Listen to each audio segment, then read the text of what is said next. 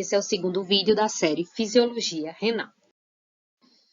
Bom, falando sobre a reabsorção renal.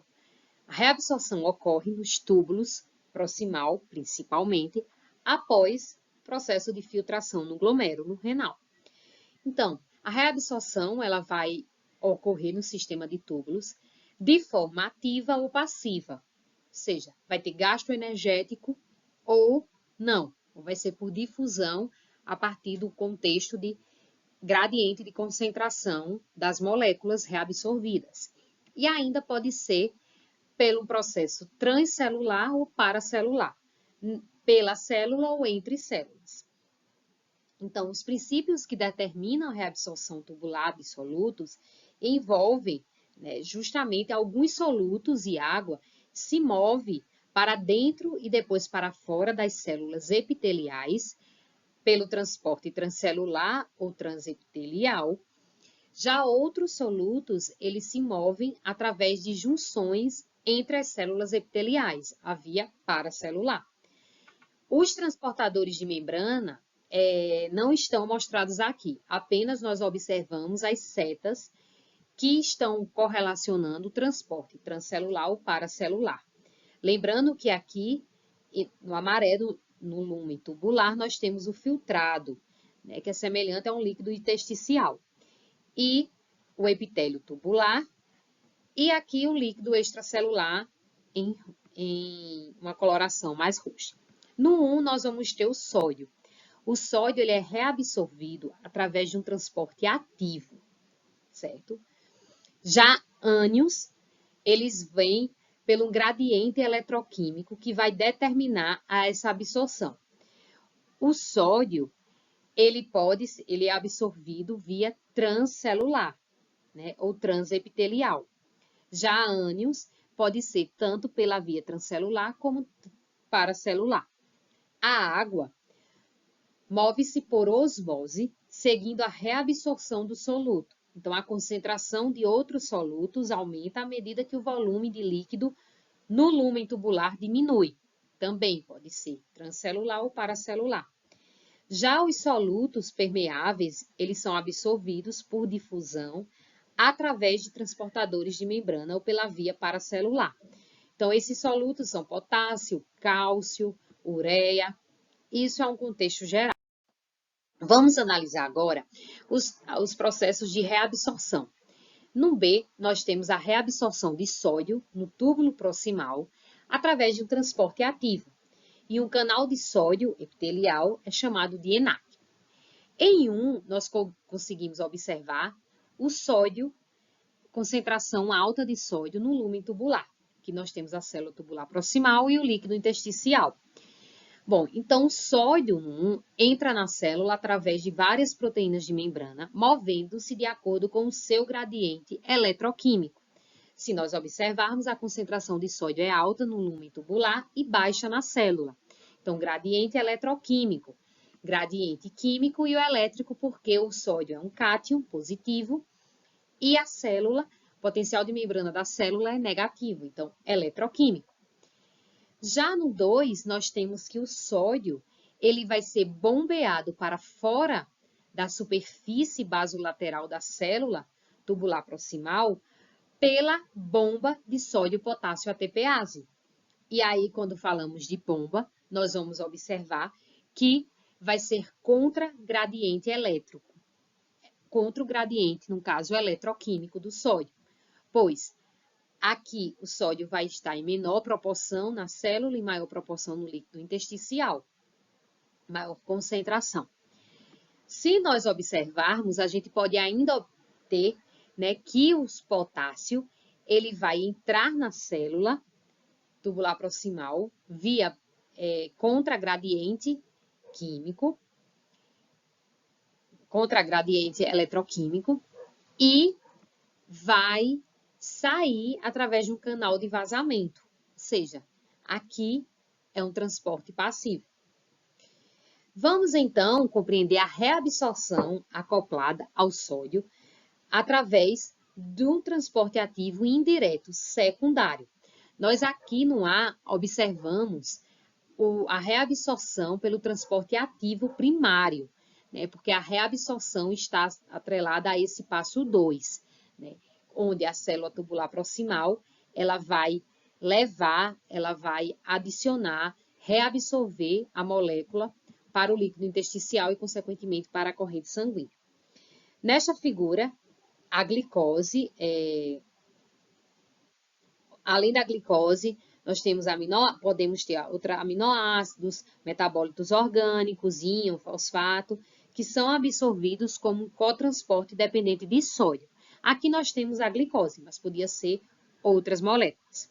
Então, mais uma vez, o que nós temos? No 1, nós temos alta concentração de sódio no lumen tubular, baixa concentração de sódio na célula tubular proximal.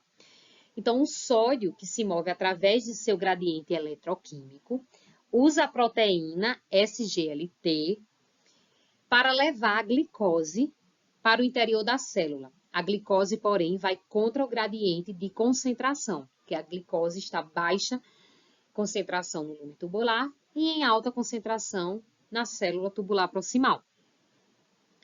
Assim, no passo 2, a glicose ela vai se difundir para fora da célula através da sua superfície basolateral, usando a proteína GLUT. E aí, nesse contexto, a glicose e o sódio são reabsorvidos. No entanto, a glicose ela vai ser absorvida, né? Ela vai voltar através de um transportador, onde a concentração vai ser a favor de sua concentração. Uma vez que a glicose vai estar em alta concentração na célula e baixa no líquido intersticial. Já o sódio vai ser bombeado para fora da célula, né? Vai ser reabsorvido através de um transporte ativo primário pela bomba de sódio-potássio ATPase, como a gente viu na figura B. Assim, são exemplos de reabsorção de transporte ativo e de transporte indireto ou secundário, ativo primário ou ativo secundário. Falando da reabsorção, aqui nesse gráfico nós temos o transporte, a taxa de transporte do substrato em função da concentração do substrato no plasma, no sangue. Em vermelho nós temos aqui uma situação em que vai ter um aumento na taxa de transporte do substrato até que ocorra a saturação, ou seja, até que todos os transportadores do substrato estejam ativos, estejam atuando. Quando todos os transportadores estão atuando, nós temos a taxa de transporte máximo, né? A taxa de saturação. E a partir do momento da saturação, não adianta, o substrato não vai ser transportado. Na saturação, nós temos então o limiar renal, que é a concentração plasmática na qual a saturação ocorre, e aí, consequentemente, nós não vamos ter esse substrato, vai estar saturado, né? O transporte dele vai estar saturado, todos os transportadores vão estar ativados. Então, nesse contexto, nós temos algumas situações importantes. Primeiro, nós temos a filtração, aqui no exemplo da glicose. Então, a taxa de filtração da glicose, em função da quantidade de glicose no plasma, ela é proporcional à sua concentração plasmática. Então, a filtração da glicose, ela não é saturável. Então, quanto mais se tem no plasma, mais se vai ter uma taxa de filtração. Lembrando que a filtração é lá no glomérulo, tá? Já o processo de reabsorção da glicose, como a gente acabou de ver, precisa de um transportador. E quando se tem um transportador, significa que pode saturar. A taxa de reabsorção da glicose, em função da quantidade de glicose, ela vai ser proporcional à concentração no plasma até o seu transporte máximo. Então, chegou no transporte máximo, nós vamos ter a saturação. E a excreção? A excreção da glicose está relacionada à filtração menos à reabsorção. Então, a taxa de excreção da glicose em função da quantidade de glicose no plasma, ela vai estar relacionada ao limiar renal. Ou seja, a excreção de glicose é 0 até o limiar renal ser alcançado. Ou seja, até a saturação ser alcançada, que aqui é 300 mg por ml. por 100 ml. Então, chegou ao limiar renal, que é a taxa de saturação, nós não vamos conseguir mais reabsorver a glicose. Dessa forma, o excedente de glicose vai ser excretado. E aí, quanto mais glicose tem no plasma, mais ela vai ser excretada. E no gráfico D, né, ele mostra a relação entre filtração, reabsorção e excreção da glicose. Vamos analisar aqui essa relação. Nós sabemos que a filtração ela vai estar, né, relacionada proporcional à quantidade de glicose presente no plasma. Então, vai estar ocorrendo a filtração. No entanto, a reabsorção em verde ela é saturável, tem um transporte máximo. Então, quando chegar um transporte máximo, né, de saturação, nós vamos ter aqui em 300 mg por 100 ml, nós temos o limiar renal. Então, a partir desse momento, tudo que será filtrado, ele vai estar saturado e o excedente vai, então, começar a ser excretado, aqui na linha azul. Então, a gente observa que a filtração, ela pode ocorrer proporcional à concentração plasmática.